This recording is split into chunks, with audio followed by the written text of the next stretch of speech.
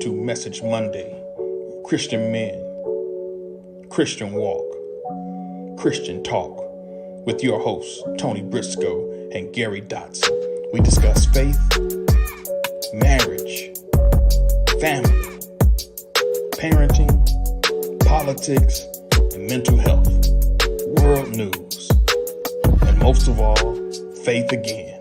Let's go. Welcome to Message Monday.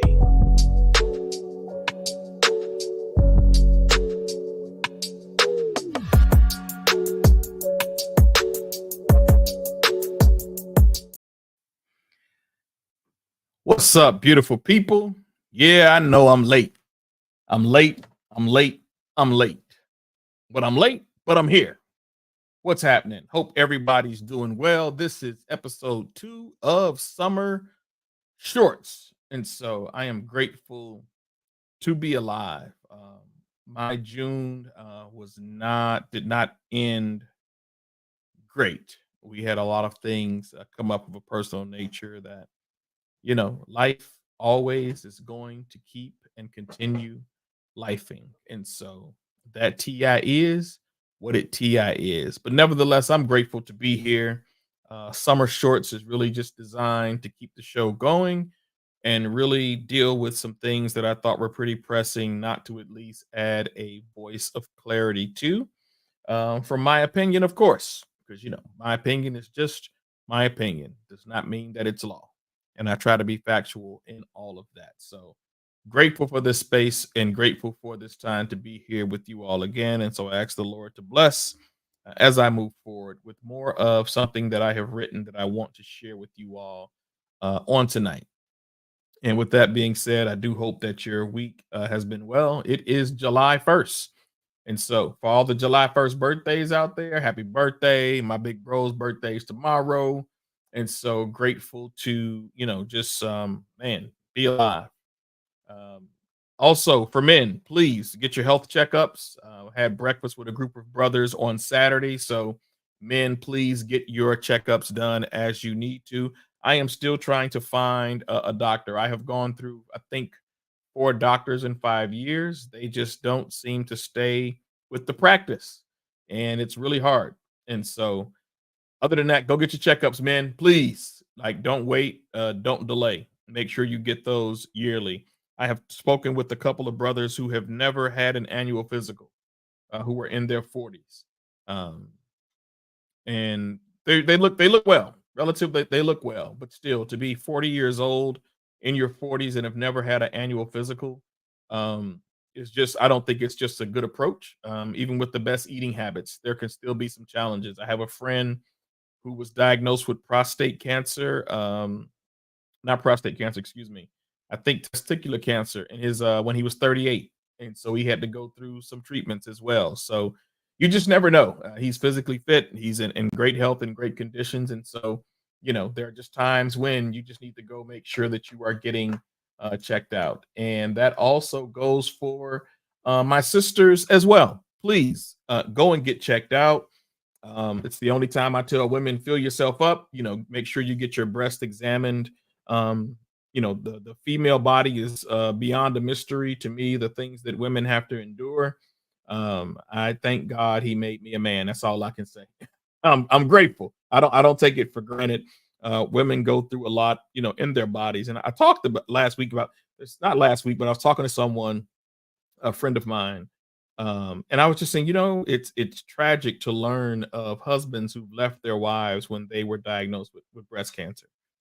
I cannot fathom the amount of, maybe I shouldn't call it cowardice. Maybe I'll call it fear, but I don't need to be politically correct. The amount of cowardice that men who leave their wives when they get diagnosed with breast cancer because they can't deal with it. I don't understand it. And then one sister told me, have mercy. I no hard feelings towards him. He just wasn't able to handle it. And so I just think, when you say for better or for worse, that you should be in it for better or for worse, in sickness and in health, till death do you part. But that's just me. So we saw the debate last week.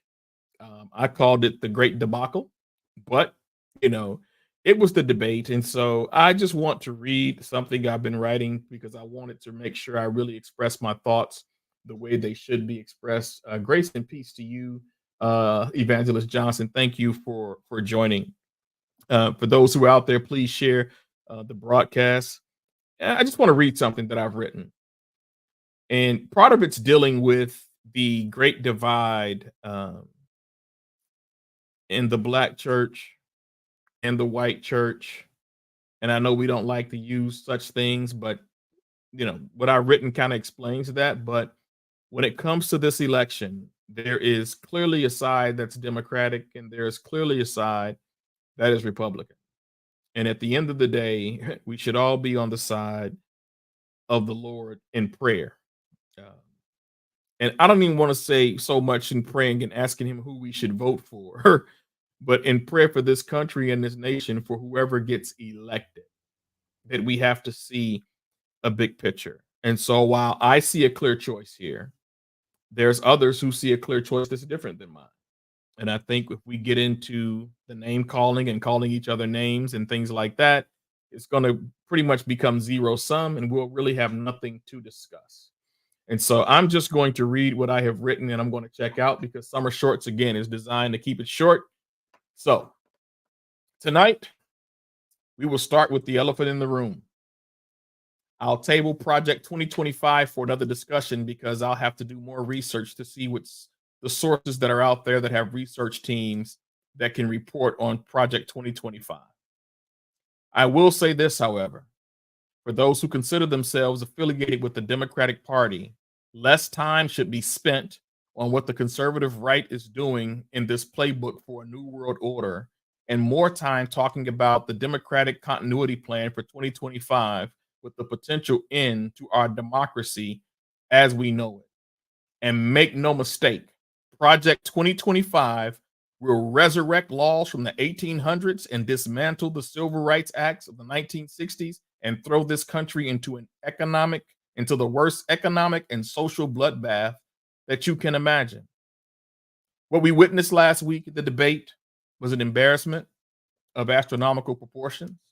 News sources say that President Biden lied 9 times and former President Donald Trump lied 38 times.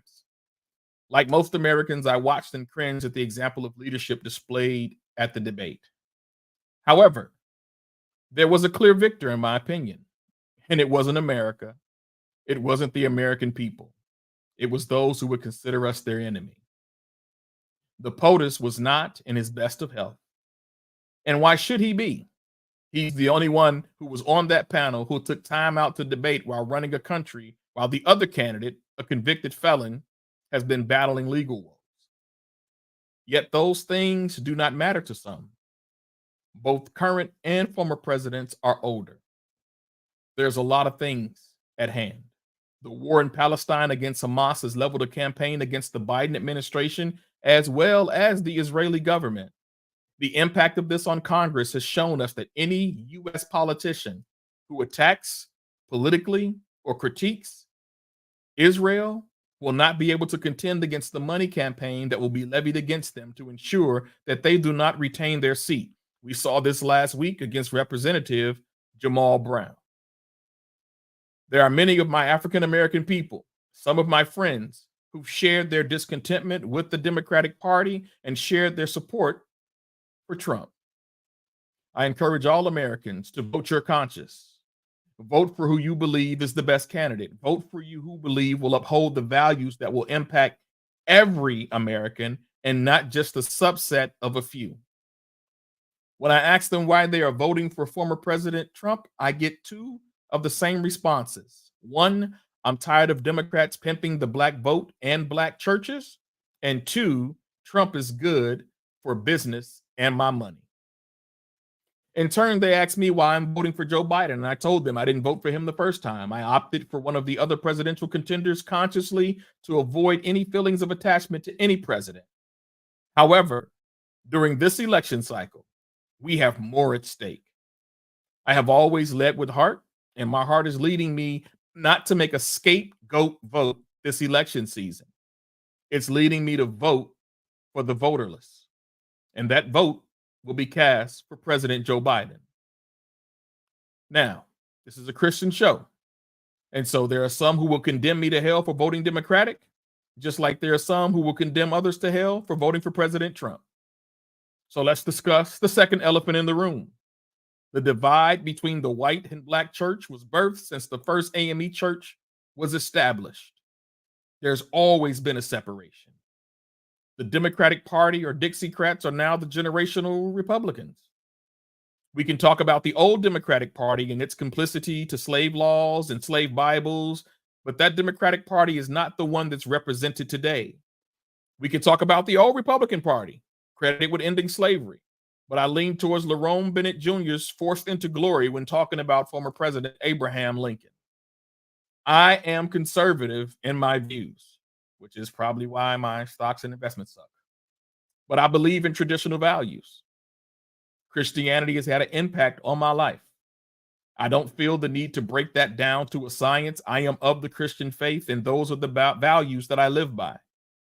When I vote, I will not be voting for a pastor, a rabbi, or an imam. I'm voting for a president. So how can I vote for someone who supports values that are contrary to my beliefs? That is a question that every Christian should wrestle with. Each side of partisanship is flawed. And while it's a great question, it's one that requires in-depth responses, which I am more than happy to have one-on-one. The world of social media has a way of tricking people with hard questions to raise ratings and destroy people's lives. But I will say this: I expect no party to uphold my Christian values. Politics is built on compromise. Christianity is not. While I would never put that expectation on people. One party is liberal, and with liberalism comes freedom of expression and love, as we see with the LGBTQX plus community. We see this in books that educators want to be allowed to have in libraries in their classrooms. I have gone toe-to-toe with school administration for the reading of The Bluest Eye by Toni Morrison, a very profound book which I believe can be engaged with age-appropriate students. I am pro-life and pro-choice, and some will call that a compromise, but it isn't. I don't believe in the regulation of a female or male anatomy in its natural sense. I have lived through an abortion. I had no say in my ex-girlfriend's decision to eliminate the life of our child. It left me hurt. It left me broken for years, and yet it was her choice. There is no regulation of a man's body, let alone reproductive organs. So while I once solely voted on these things, I have matured in my selections. On the other side, we have the Conservative Party, who hold their banners of anti-abortion while encouraging their side pieces to abort the children so there's no duplicity in their adulterous lifestyle. We have a man who once held office who's called women out of their name. He shamed veterans like John McCain. He has spoken about groping women, and even during his first presidential campaign, disrespected a fellow Republican's wife and talked about the size of his genitalia. This party has fought for and introduced a wave of voter suppression through southern states, championed attacks against athletes, and has began to ban books that would teach the truth of American history and its foundation, not on Christian values, but on the backs and souls and free labor of Africans. All the strides that we have made through the centuries, if this president takes office, again, if President Trump takes office again, it may prove to be catastrophic for Black people. Now, let's be clear. When the question was asked about Black people, neither candidate made a case, in my opinion. Neither of them could lay out anything succinctly that was done. Yes, jobs have been created. There's no doubt about that. But therein lies a bigger issue, which is why we can't hold an expectation of man to do for us what we've been trying to do for ourselves. But there is one party that has been rolling back diversity, equity, and inclusion. There's one party that put a white national on its staff. There's only one party that has done that. Now, I know that there are some who like to hold Joe Biden accountable for the 1994 crime bill, which they should. It's something that he said was a mistake. But, when Democrats apologize, there's no forgiveness. When Republicans apologize, there's plenty of forgiveness. And I'm sure some things that can go around on both sides. At the end of the day, we can sit here and talk about the positive things that both parties have done in general. But at the end of the day, there's only one party that supported tiki torch carriers. Make no mistake, we are fighting for this country's continued soul. And while I don't subscribe to any political affiliations, I have voted for Romney, I voted for Bush, I voted for Obama, and I voted for Clinton once. But never in my lifetime has an election been so important. The Supreme Court just made a ruling that will surely have repercussions regarding a president's immunity. Imagine all those folks who stormed the Capitol, stole things from the Capitol, killed a police officer, caused PTSD for many more, walking free on the streets. Imagine more people showing up on the White House lawn or in front of our Capitol with anti-Semitic shirts on. Imagine tiki torch carriers marching through every city in this country screaming, "Jews will not replace us." All while having pardoned an oath keeper, police officers who showed up, or Proud Boy representatives. Imagine that being loose on the streets of America. Imagine fear crawling through the belly and the soul of our nation, while policy violence that is being implemented on levels that will cripple the work of the Medgar Evers and the James Reeves of our society. This is what we are up against. To my people, my African-American brothers who have had a lot of prosperity in business, I am happy for the opportunity that you've had to rise above the poverty line of society. I'm grateful for your prosperity. To my friends directly who are African-American who've told me I'm not voting Democrat ever again, that's cool. No problem.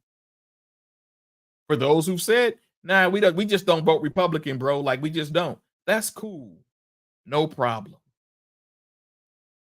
But for this election, I believe there's a clear choice for consciousness. That's my belief. We're not all going to share that belief. But I will say this to my people, my Black people, my family members, my church family, and people I meet in general who are African-American or Afro-American or Black or Negro, whichever one makes you feel better. I want to share one story from scripture with you. And that is the story of Mordecai. When Haman set out to destroy the Jewish people, a decree was issued by him under the authority of Xerxes. When Mordecai learned of this, he sent word to Queen Esther, who responded in a way, and I'm paraphrasing here, but she just didn't want to get involved. And Mordecai sent word back to her that make no mistakes on the position of her favor. When Haman strikes for every person of Jewish descent, he wanted her to know, don't think you will not be caught in the onslaught. I say to my people, don't think you will not be caught in the onslaught of supporting not a party, but a man who has shown himself that he is above the law. And those who stand with him, do not think you will not be caught in the onslaught. Do not think that you will be spared. I know it's great. You got your $35 million government contract. But imagine If you read Project 2025, all diversity, equity, and inclusion is gone. Imagine if you read Project 2025 that they don't even want data calculated for minorities in business. So it's a lot to go on. But again, I say to the Democratic Party, it's not about Project 2025 and what the conservative right has put together. What playbook have you put together? And how are we as a country going to move forward? That's what the Democratic Party should be focused on. And that's where they've failed in some regard, not every regard. Again, we can sit here and we can talk about things that are on both sides of the equation. And we can end up at a zero-sum conversation going tit for tat. But at the end of the day, for me, there is one clear candidate who has a heart. That is Joe Biden. We can talk about the policies. We can talk about the politics all day. But what the Supreme Court did today, and of course, you know who selected this Supreme Court for the most part. What they did today is going to send a shockwave through the American justice system. And I want you to think about this. My brothers who are considering voting or who've said they're going to vote, with all of the African Americans who have been incarcerated, who can't get jobs because of their background records, I want you to think who you're getting ready to put in office. And I guarantee you will not be afforded the same efforts, the same contributions, or the same grace when you apply for a job when you get out of prison. Or when your loved ones get out of prison. They'll be welcomed into the struggle. There's one man who is apologetic for his actions. And my brother just said it. At least Joe admits it and addresses it. You will never get that from Donald Trump. You'll never get that kind of heart, and you'll never get that kind of compassion. Oh, yeah, I know he did good, did some great things with prison reform, did some great things to get people out of jail, did some good. Not saying he didn't do any good. But overall, think about that. Weigh the odds. If you're voting just because you want your tax breaks, if you're voting just because business has been prosperous for you, and I ain't getting it twisted, business was prosperous for me as well. But that wasn't because of him. That was because of efforts that I made. We're in the fight for the soul of this country. And at the end of the day, whoever God allows to serve, as he's done before, I've trusted him then, I'll trust him now. We've got a lot of work to do as a nation and as a country. But there's one administration that is not banning books. There's one administration that is not suppressing votes. And that, my friend, is the reason that Joseph Biden will be getting my vote. Is it a proud vote? Absolutely not. Is it a conscious vote? Absolutely it is.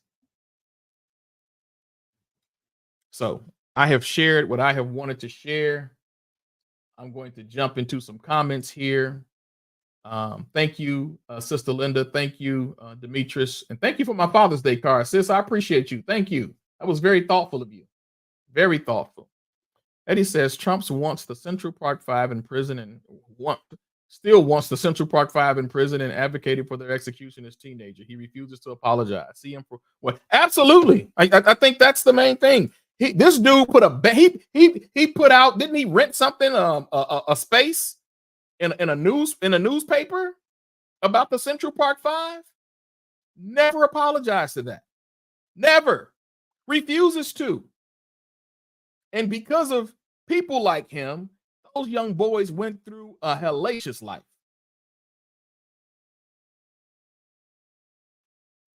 See him for what he is. My name is Tony Briscoe. Thank you for tuning in to Message Monday Summer Shorts. Shout out to my man, Gary Dotson. I thank you all for tuning in. I thank you all for listening. I know my sister Tina's show is coming up soon. So with that, I bid you all a farewell. May the peace of God, which passes all understanding, guard your hearts and your minds in Christ Jesus. Same to you, Fred. Blessings, everyone.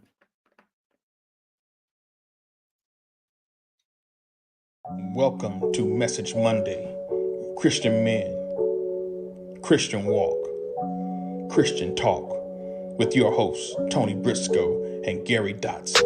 We discuss faith, marriage, family, parenting, politics, and mental health, world news, and most of all, faith again. Let's go. Welcome to Message Monday.